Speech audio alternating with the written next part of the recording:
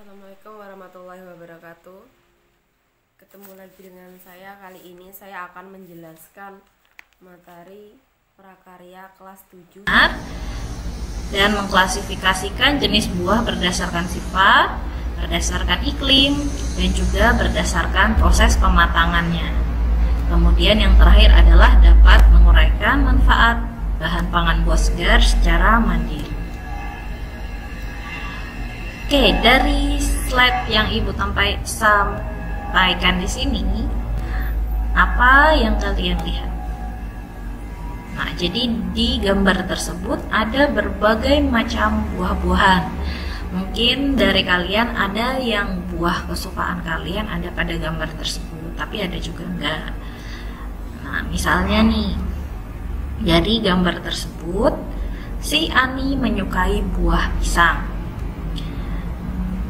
Jadi biasanya Ani mengkonsumsi buah pisangnya bagaimana? Apakah ketika sudah matang langsung dimakan begitu saja, ataukah diolah dulu menjadi berbagai macam jenis makanan? Nah, kalau pisang seperti yang kita ketahui bisa diolah menjadi berbagai macam makanan. Contohnya adalah pisang goreng atau dijadikan kolak pisang, atau juga bisa dijadikan pisang keju, dan masih banyak lagi olahan pangan yang berbahan dasar pisang. Bagaimana dengan buah yang lain? Nah, di sini pada bab ini kita akan mempelajari bagaimana cara mengolah buah-buahan menjadi makanan atau minuman yang siap dikonsumsi. Oke, kita lanjutkan. Nah, pasti kita sudah sering sekali mendengar kata buah segar, tetapi kita sendiri tidak tahu pengertian buah segar itu apa. Buah segar itu adalah buah yang masih segar, yang tidak layu.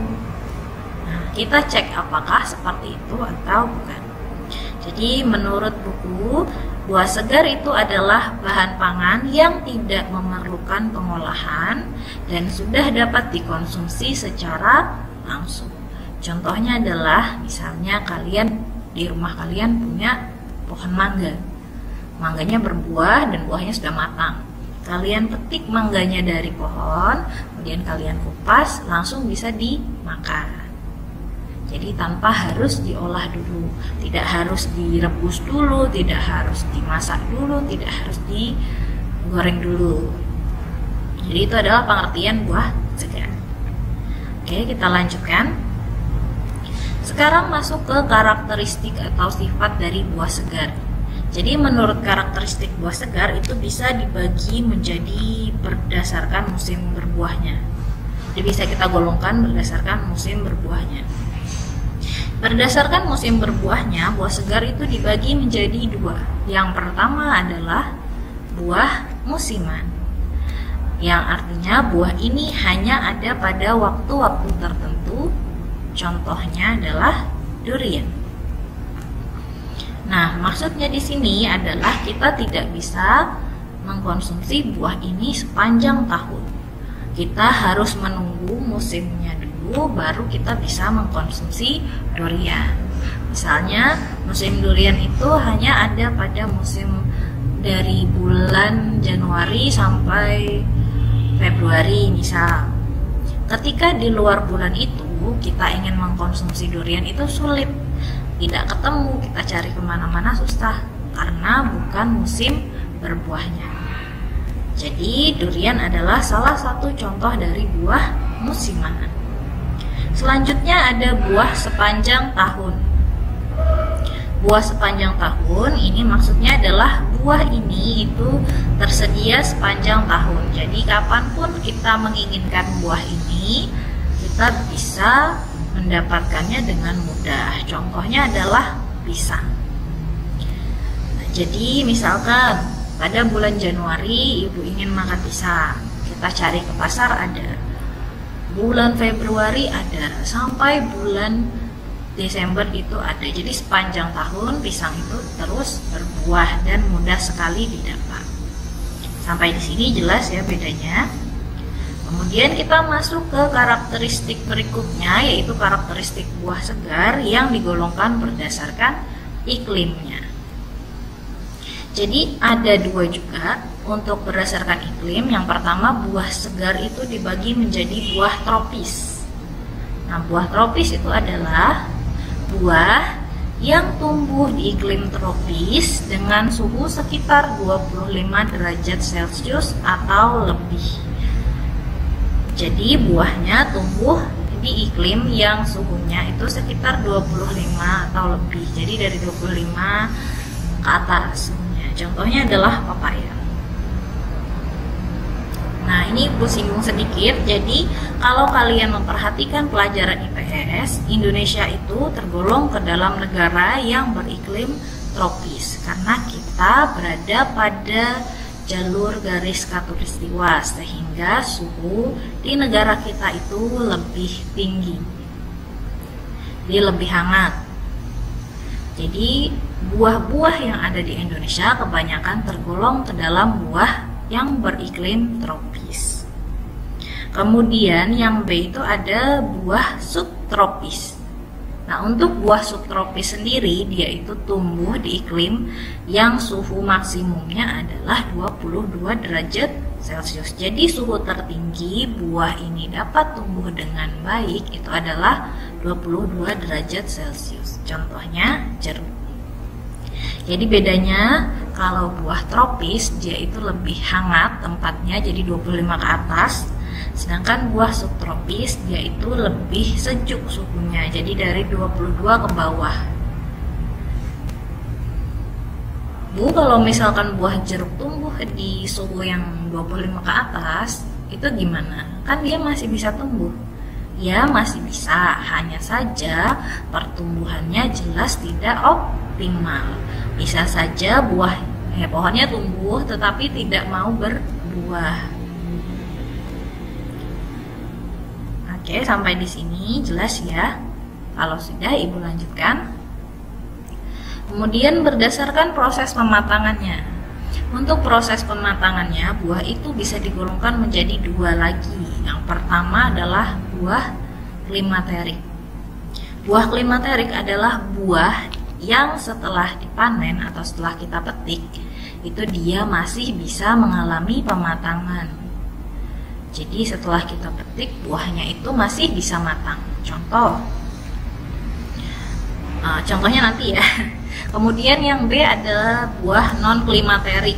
Buah non-klimaterik ini adalah buah yang setelah dipanen atau setelah dipetik, dia itu nggak bisa matang, tapi langsung ke arah pembusukan. Jadi setelah kita petik, kita diamkan, buahnya itu nggak matang, tetapi langsung busuk. Contohnya, nah di sini Ibu punya dua gambar, yaitu gambar buah anggur dan gambar mangga. Kira-kira dari dua buah ini yang tergolong ke dalam buah klimaterik dan juga yang non klimaterik yang mana ya? Bisakah kalian menjawabnya? Kalau kalian belum bisa menjawab, sekarang perhatikan ilustrasi berikut. Jadi di sini ada seorang ibu, namanya Bu Siti. Bu Siti pergi ke pasar. Dia membeli dua buah. Jadi yang pertama dibeli adalah buah pisang, yang kedua adalah buah rambutan. Tetapi sayangnya ketika Bu Siti beli, dua-duanya itu masih mentah atau belum matang. Ketika dimakan masih gak enak. Karena sudah terlanjur membeli, Bu Siti akhirnya menyimpan buah tersebut. Jadi nggak langsung dibuang, disimpan. Setelah disimpan, ternyata setelah disimpan beberapa hari, buah rambutan itu ternyata jadinya busuk. Jadi nggak matang, tetapi langsung busuk buah rambutannya. Sedangkan untuk buah pisang ketika disimpan, ternyata yang terjadi pada pisang, dia itu mengalami proses pematangan. Jadi yang asalnya pisang yang berwarna hijau berubah menjadi kekuningan, menjadi kuning, matang, dan akhirnya menjadi hitam atau busuk. Dari dua ilustrasi berikut, kita dapat menyimpulkan bahwa buah rambutan itu termasuk ke dalam buah non-klimaterik atau yang setelah dipetik dia langsung busuk, tidak mengalami pematangan. Sedangkan untuk buah pisang, dia itu tergolong ke dalam buah klimaterik karena setelah dipetik atau setelah dipanen, dia masih bisa berubah menjadi matang dulu, baru kemudian menjadi busuk. Sampai di sini sudah jelas ya perbedaan klimaterik dan non-klimaterik. Nah, apakah ada pertanyaan? Jika kalian masih ada pertanyaan, silahkan tuliskan di kolom komentar atau di Google Classroom, atau bisa juga langsung WA ke saya. Nah, sekarang tugas individu. Tugas individu kalian nanti saya akan posting di Classroom. Jadi nggak LKS bentuknya, tetapi bentuknya nanti Google Form. Ya, kalian bisa menjawab, kemudian dikerjakan dengan baik. Nah, untuk kesimpulan hari ini, Ibu minta kalian menuliskan pertanyaan-pertanyaan yang ada di sini dan dijawab di buku kalian. Jadi, jika kalian menjawab semua pertanyaan yang ada di sini, kalian sudah bisa menyimpulkan pertemuan kita pada hari ini. Kemudian tugas rumah, Ibu minta kalian mencari satu jenis buah, misalnya buah pisang. Kemudian kalian cari kandungan dari buah pisang. Misalnya buah pisang banyak mengandung serat atau banyak mengandung vitamin B. Dan tuliskan manfaatnya. Misalkan buah pisang tadi banyak mengandung serat. Serat manfaatnya misalkan melancarkan pencernaan, membantu pencernaan. Tulis satu saja di buku catatan. Sampai di sini apakah masih ada yang